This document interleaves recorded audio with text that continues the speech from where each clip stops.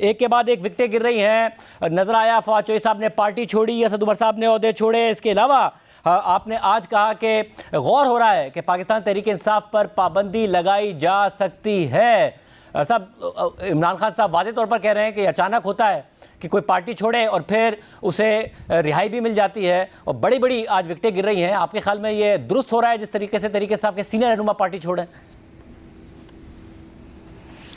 बिस्मिल्लाहिर्रहमानिर्रहीम। मैं स्टार्ट में जो है आपका ये पहला सवाल जो है पार्टी छोड़ने का, मैं पहले इसका जवाब देता हूँ, फिर आपने एक और भी सवाल किया हुआ है। देखें शाहजेब,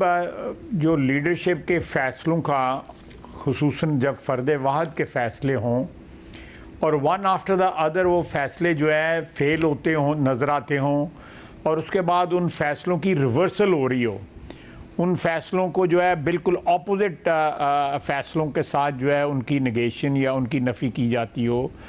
तो जो आपके इर्द गिर्द लीडरों के इर्द गिर्द जो लोग होते हैं या उनके जो फॉलोअर्स होते हैं, जो वर्कर्स होते हैं, उनका इस चीज़ का बोझ उठाना उनके लिए मुश्किल हो जाता है। तो फिर क्या होता है, फिर पार्टी जो है ना वो इम्प्लोड करती है, एक्सप्लोड नहीं करती, वो इम्प्लोड करती है। तो ये शिकस्त और रेख्त का जो सिलसिला शुरू हुआ है इसमें पीटीआई में, ये बेसिकली पीटीआई की जो लीडरशिप है इमरान खान के बाद की, जिनमें बहुत से लोग शामिल हैं, मैं गिनती लंबी है, तो वो लोग जो है उसका बोझ नहीं उठा पा रहे उनके फ़ैसलों का, जिसमें जो है पिछले साल अप्रैल में वोट ऑफ नो कॉन्फिडेंस की रात को जो फ़ैसले किए गए, फिर उन फ़ैसलों की रिवर्सल की गई, उसके बाद जो है इस्तीफ़ों पे इम्प्लीमेंटेशन, फिर कहा गया कि हमारे इस्तीफ़े मंजूर किए जाएं, फिर 2 सूबाई असम्बलियों का जो है वो डिज़ोल्व करना, फिर अमेरिका के साथ जो है वो मुखासमत लेनी, उस पर इल्ज़ाम लगाने, एब्सोल्युटली नॉट, बैरूनी साजिश, ये वो इस किस्म का, डोनाल्ड लू का नाम, उसके बाद उनके तरले मिनते $5-10 हज़ार किसी लॉबियस्ट को दे के टेलीफोन कॉल करवानी, ये सारे के सारे इनका बोझ जो है उनके वो डिफेंड नहीं कर पा रहे। ये लोग जो है जो पार्टी छोड़े हैं, ये इन चीज़ों को डिफेंड नहीं कर पा रहे। और सबसे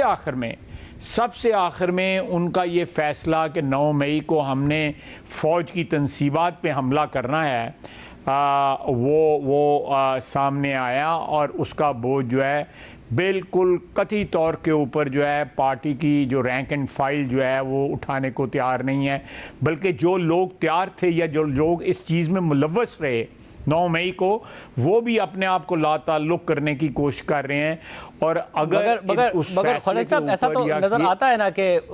ये लोग, इनमें से अक्सर लोग उस वक्त थे बाहर, बाद में गिरफ्तार हुए हैं और मुख्तलिफ टॉक शोज़ में भी गए हैं। उस वक्त उन्होंने इस गम और गुस्से का इजहार नहीं किया था, इस मामले को कंडेम नहीं किया था, मगर अब जब जेल से आ रहे हैं तो फिर कंडेम भी कर रहे हैं, पार्टी भी छोड़ रहे हैं, तो फिर ये कराया जा रहा है। ऐसा तो नहीं है कि उन्हें खुद एहसास हो रहा है, तो इसका मतलब है कि कैद में रख के ज़बरदस्ती कराया जा रहा है। मैं आपको इस बात का जवाब देता हूँ, जब फ़ौजें शिकस्त खा जाती हैं तो फिर हथियार डाले जाते हैं। उनका ये जो जंग, उन्होंने जिस जंग का ऐलान किया था, they declared war on Pakistan, the state of Pakistan, Pakistan army जो है, आर्म्ड फोर्सेस जो है, उस पर उन्होंने ऐलान जंग किया था। They declared war on these institutions and the state.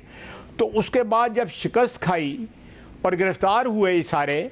तो जंगी कैदियों की जगह तरीके से ये अब माफ़ी मांग के तो अपनी रिहाई जो है उसको सिक्योर कर रहे हैं। ये अगर ये पैटर्न देखें तो सैकड़ों सालों से जंग के बाद या जंग की हार जाने के बाद जो है जंगी कैदी जो होते हैं, ये जंगी कहते थे का एक किस्म का स्टेटस था इनका, ये माफ़ी मांग रहे हैं। या मैं कोई और को सख्त अल्फाज नहीं इस्तेमाल करना चाहता, ये उस चीज़ का कंडेमनेशन कर रहे हैं जिसकी वजह से उस दिन अटैक किया गया।